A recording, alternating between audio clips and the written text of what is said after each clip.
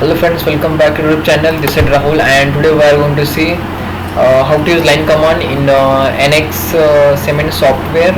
So let's get started without wasting our time. Okay, so this is the some content just which is required to industry design as a job skill. So I am going to cover this much syllabus. Okay, so let's get onto the software. Okay, so if you are new on this channel, kindly subscribe the channel.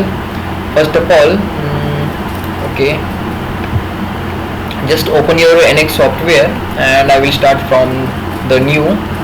Okay, so yeah, just here in the menu, just click on the insert, click on the sketch in task environment. Okay, so sketch environment is updating or creating. Yeah, now click on the OK, and then here is the line command. We will see how to use. Okay, so if you are a designer, so if you want to do the career in design, I also made 150 video on career parametric software which is required to industrial design skills, so you can also have a look on that. Okay, and on my channel. So let's here is the line command, so just click on the line command. Okay, and then you have to click on this parameter mode. Okay, after clicking on parameter mode, the length and angle we can give to this line. This is the first point of the line.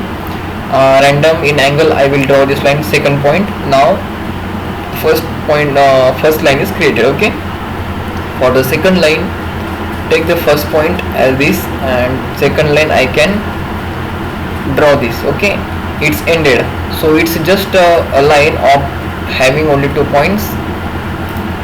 Again, like this. Take the next point like this. Take this point and this point, join. Okay, so this is just a simple line. For closing, press escape button 2 times. Now this is closed. Okay, so in this way you can use the line command in NX software. It's not so hard, it's easy. Okay, so let's be with me up to the last. I have just started this playlist of this NX Seimens software tutorial. This is the second video. Okay, and then we have to just click on the finish the sketch. Okay, after finishing, this sketch looks like this. Okay,